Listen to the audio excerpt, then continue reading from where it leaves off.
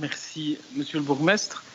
Je vais faire une intervention qui va assez bien dans le sens de celle qu'on vient d'entendre. Je pense que c'est effectivement très heureux qu'enfin des moyens arrivent de la région pour financer un certain nombre de missions qui sont des missions d'intérêt général que la ville assume. Et vu la situation budgétaire de la ville, sans ça, on se demande comment on aurait pu mener à bien un certain nombre de projets. Donc, on ne va pas cracher sur cette manne qui arrive. Maintenant, une fois de plus, le mode d'organisation des financements qui sont attribués à la ville nous prive en fait de débat démocratique. C'est déjà le cas sur le FEDER. Le FEDER est organisé de telle façon qu'en fait nous n'avons jamais l'occasion de discuter de la pertinence des choix qui sont faits. Le collège décide souverainement des fiches qu'il remet et une fois que la fiche est approuvée par la région, eh bien, il s'agit d'en profiter et de vite réaliser le projet. À aucun moment il y a une possibilité de débattre démocratiquement des priorités et d'associer le conseil. Et on est ici encore vraiment, mais de façon extrêmement caricaturale, monsieur le bourgmestre, dans une procédure qui en fait nous prive d'un débat sérieux sur les questions qui sont abordées ici. Nous avons découvert le dossier vendredi soir en commission. Le document de référence fait presque 500 pages. Il n'est évidemment pas possible de faire un travail sérieux en aussi peu de temps pour examiner l'ensemble des propositions. Et donc, nous avons ici un projet d'ensemble qui contient effectivement beaucoup de choses intéressantes, beaucoup de choses nécessaires, sans aucun doute. Mais en termes de priorité, de cohérence, eh bien, on repassera. Et effectivement, le Conseil n'a même pas été sollicité. Vous auriez pu, par exemple, au mois de mai ou au mois de juin, ouvrir le débat, simplement solliciter le Conseil pour connaître les priorités que les conseillers souhaitaient voir rencontrées dans ce plan. Libre à vous ensuite d'en tenir compte ou pas, mais ça m'aurait semblé quand même nettement plus intéressant de pouvoir travailler de la sorte. Et je pense qu'il est vraiment nécessaire de souligner que ce mode d'organisation de la dépense publique finit par porter préjudice à sa qualité. Parce qu'à force d'organiser les choses dans des délais aussi courts, dans des formes aussi verticales, eh bien, on finit par ne pas si bien dépenser l'argent public que ça, même si je ne doute pas que vous avez fait tout votre possible et de votre mieux dans un cadre qui, bien sûr, existe, qui est celui de Liège 2025, du plan stratégique, etc., qui ont fait l'objet de discussions préalables. Et vous avez, en tant que majorité, une légitimité à travailler dans le cadre de ces documents, même si nous ne sommes pas forcément d'accord avec tout. Je vais quand même venir sur 2 ou 3 points de détail. D'abord, en termes d'enjeux, je me réjouis que le vélo apparaisse, mais une fois de plus, le vélo est traité par petits bouts. On aimerait vraiment que le collège ait une approche vélo en termes d'axe, en termes de continuité d'itinéraire. Et ici, on a des bouts qui certes s'inscrivent dans une vision d'ensemble, mais qui au final ne font pas des itinéraires continus de bout en bout. Or, c'est vraiment le problème aujourd'hui que nous avons, c'est que on a des morceaux de cyclabilité qui sont en train de se créer dans la ville, mais qui débouchent inévitablement sur des points noirs. Et c'est ces points noirs qu'il s'agirait de résoudre en mettant en place 1, puis 2, puis 3, puis 4 itinéraires cyclables continus à l'échelle de la ville. Voilà. Et sur ce point, vous me répondrez sans doute que le corridor rive gauche constitue, lui, une continuité, puisqu'il va venir compléter un itinéraire qui existe plus ou moins sur les quais. Alors, itinéraire vélo, c'est beaucoup dire, puisqu'on sait que les quais de part et d'autre, donc aussi bien le quai Saint-Léonard tel que prévu dans le permis du tram, que les quais de Rome et boulevard Frère Orban, sont des espaces cyclopédestres, donc des espaces partagés où en fait on n'est pas du tout dans des axes cyclables réellement praticables, et on l'a encore vu ces derniers jours, dès qu'il y a un peu de monde, on est dans des infrastructures qui ne sont pas vraiment utilisables pour les cyclistes, en tout cas pas à vitesse optimale. On peut rouler à 5-10 km/h en essayant d'éviter d'écraser les piétons. Et donc là, je pense qu'il y a vraiment quelque chose à faire. Et sur ce corridor vélo rive gauche, j'aimerais quand même en dire un mot. On est là sur un des enjeux, à mon avis, urbanistiques les plus importants de cette mandature. On sait que vous avez l'intention déjà depuis un certain temps de travailler cette question, qui est en lien plus ou moins avec d'autres dossiers. Je pense à la question de la passerelle dont on nous a annoncé récemment qu'il fallait la remplacer, la passerelle Saucy, je parle, avec éventuellement aussi le dossier d'un éventuel parking sous le quai sur Meuse ou sous la place Coqueril qui revient tel un monstre du Loch Ness à épisodes réguliers. Je pense que sur ce dossier, vous avez une vision, mais vous ne la partagez pas. Vous ne communiquez pas vos intentions. Or, il serait vraiment souhaitable sur cet enjeu, et notamment sur tout ce qui tourne autour du quai sur Meuse, qui est vraiment un nœud essentiel dans l'histoire de la ville, dans la morphologie de la ville. C'est un endroit vraiment particulièrement important du rapport du centre-ville avec son fleuve. Si on veut penser ce lieu de façon satisfaisante, on ne peut pas le faire de cette manière-là. On ne peut pas le faire en faisant passer des dossiers comme ça rapidement en un week-end dans un budget qui tombe.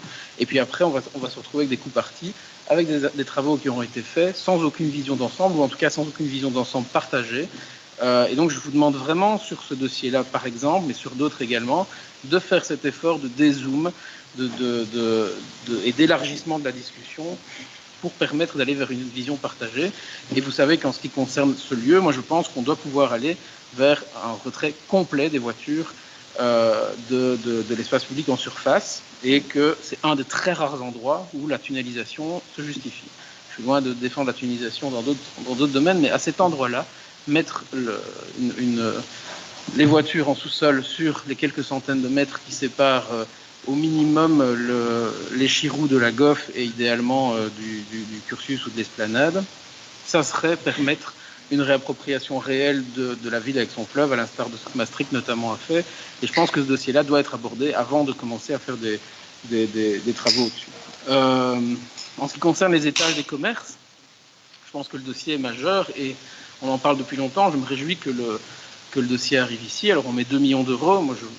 2 millions d'euros, c'est ce qui permet de faire, disons, une opération expérimentale. Voilà, je pense que ça aurait vraiment valu la peine sur ce dossier des commerces d'avoir aussi un échange en termes de quelle est la stratégie, parce qu'il y a plusieurs manières de faire. Ici, on entend Mme Irna nous annoncer qu'on va acquérir des rez-de-chaussée. Je ne comprends pas bien exactement ce que ça signifie, parce que les hauts des bâtiments vont rester propriété de leurs propriétaires actuels, je ne sais pas, alors qu'ils sont souvent dans un état très avancé en termes de délabrement. Et donc, est-ce qu'on se rapproche d'une opération type souverain-pont où on va complètement cureter des îlots, refaire des lieux, mais alors là, c'est pas 2 millions d'euros que ça va coûter. Est-ce qu'on va juste se contenter de faire des coursives à l'arrière des premiers étages, comme on l'a fait dans certains quartiers à Maastricht? Mais si oui, selon quelle modalité de maîtrise du foncier, selon quel dialogue avec les propriétaires? Est-ce qu'on a déjà du concret par rapport à ça? Quels sont les endroits où vous voulez mener cette politique? Parce qu'avec 2 millions, vous allez pouvoir faire peut-être quelques dizaines de maisons en termes d'investissement, grand maximum dans un scénario léger. Voilà, je pense que c'est vraiment des points qui mériteraient d'être approfondis et débattus, parce qu'il y a une attente très large de la population sur ces questions, parfois aussi un peu des désirs irréalistes, parce qu'on parle beaucoup de ces étages, parfois on les fantasme un peu dans leur potentiel, qui n'est pas forcément aussi grand que ce qu'on peut imaginer, mais en tout cas, il y a, je pense, un consensus très large parmi nos concitoyens pour souhaiter que ces opérations soient menées, mais faisons-les de façon qualitative, prenons le temps d'expliquer. Voilà, et la commission de vendredi n'a évidemment pas permis de rentrer dans le détail des dossiers qu'on examine ici, puisqu'on a grosso modo énuméré les dossiers qui étaient sur la table, sans avoir le temps de rentrer dans le détail forcément. Alors, le botanique, pour moi, reste un dossier qui à tout le moins n'est pas prioritaire dans l'état actuel des choses.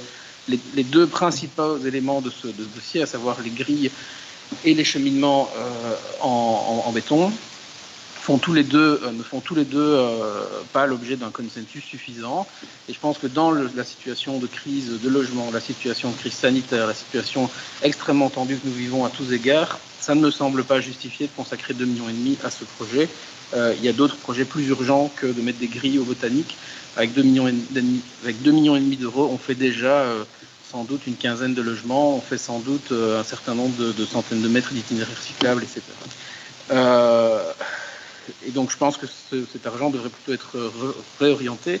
Et puis je termine évidemment sur le dossier du Saint-Georges, qui pour moi, enfin je l'ai évoqué en commission, je ne vais pas revenir longuement là-dessus, mais qui est vraiment l'emblème de tout ce qu'on ne veut pas voir en termes de façon de faire et en termes de contenu de la décision, puisqu'il s'agit d'abattre une partie d'un bâtiment remarquable, d'un îlot remarquable qui est l'îlot Saint-Georges.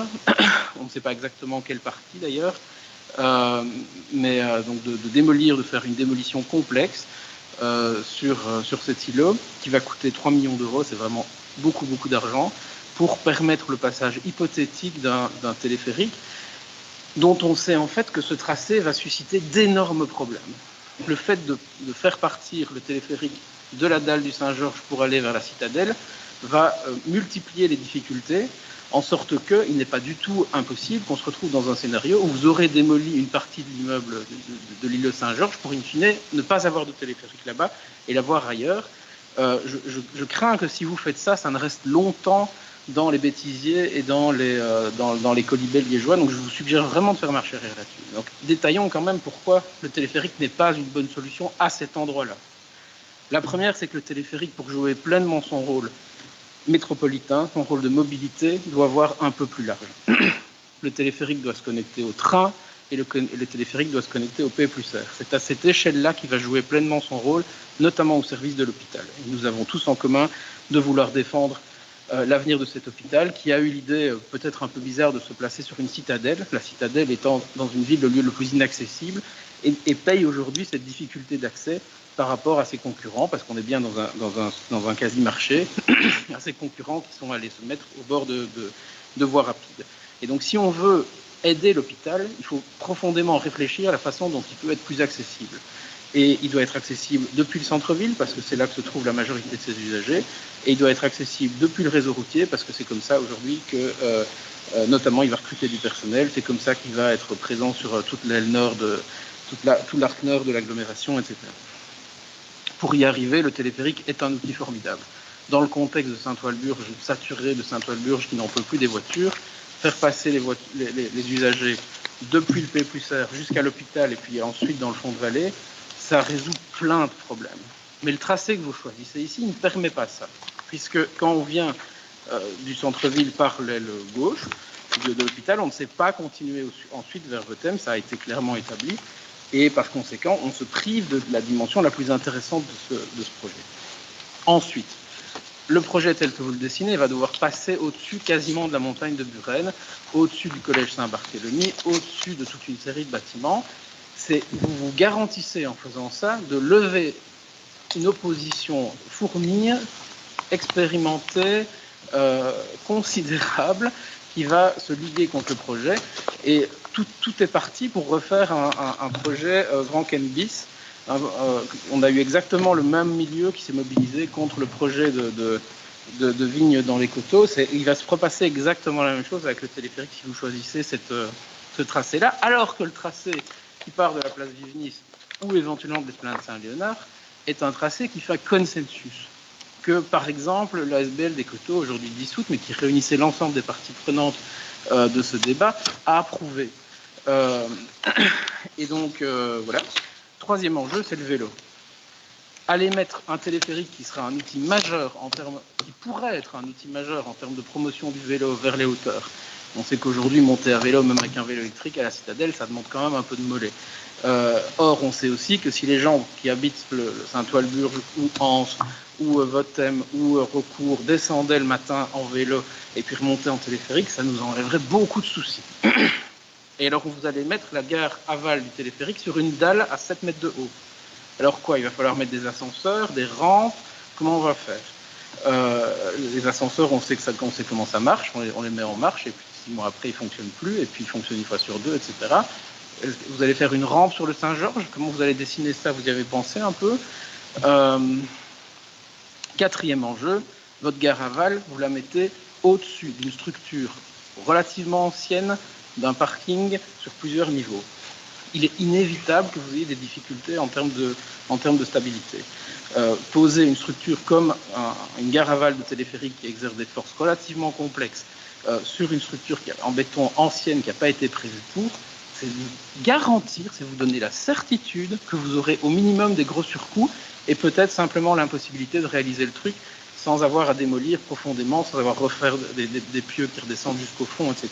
C'est vraiment la caricature de la mauvaise idée que vous êtes en train de défendre là, et en plus vous le prenez par le mauvais bout, en commençant par des démolitions qui sont incertaines. Alors s'il vous plaît, monsieur le bourgmestre, s'il vous plaît, faites marche arrière là-dessus, consacrez ces 3 millions d'euros à autre chose, par exemple aux itinéraires cyclables, par exemple au logement, on en a besoin, par exemple au téléphérique, même si vous dites, je suis d'accord avec vous sur le principe, mais que c'est la région qui devrait financer le téléphérique, si vous mettez aujourd'hui les 3 millions que vous utilisez pour démolir le Saint-Georges, l'argent qu'il faudrait inévitablement utiliser pour reloger les agents, les services qui sont actuellement dans les mètres carrés que vous allez démolir. Combien ça va coûter? On va utiliser des bâtiments qui ne serviront pas à autre chose. Enfin voilà. Et si vous mettez en plus le coût du parking que la citadelle, de façon vraiment regrettable et peu intelligente, aujourd'hui cherche à développer dans le parc devant l'hôpital, parking qui va avoir pour conséquence, je vous le rappelle, d'accroître et d'aggraver les problèmes de mobilité à Saint-Walburge qui sont déjà absolument impossibles à résoudre, et on a encore eu une démonstration aujourd'hui avec ce monsieur qui venait nous parler de la rue Auguste Denet, mais on sait que plein d'autres rues sont concernées. Et donc si vous laissez faire ce parking et que vous faites ce téléphérique, que vous engagez dans ce dossier de téléphérique qui ne va pas aboutir, vous allez vous retrouver embourbé au milieu du marais. Par contre, si vous utilisez le budget du parking et le budget que vous avez là sur la table, le téléphérique, on l'a. Il est payé. Et on sait que ce n'est pas très compliqué à réaliser. Un téléphérique qui part de la place Vilnis et qui monte, quitte à laisser l'extension vers Vervetem pour une deuxième étape, mais en sachant qu'elle est prévue, c'est faisable. Et on sait lancer ça dans les 2 ans qui viennent. Alors, s'il vous plaît, monsieur le bourgmestre, s'il vous plaît, pour une fois, écoutez-moi. Vous savez que j'ai longuement traité ces questions, que je me suis longuement intéressé à ça. D'ailleurs, le téléphérique, vous savez aussi que c'est moi qui ai lancé cette idée, il y a maintenant presque 15 ans. À l'époque, tout le monde trouvait ça très drôle. Maintenant, il y a un consensus. S'il vous plaît, cette fois-ci, écoutez-moi. Je vous ai écouté. Faites autre chose que ce petit sourire. Enfin, vraiment, quoi. Voilà.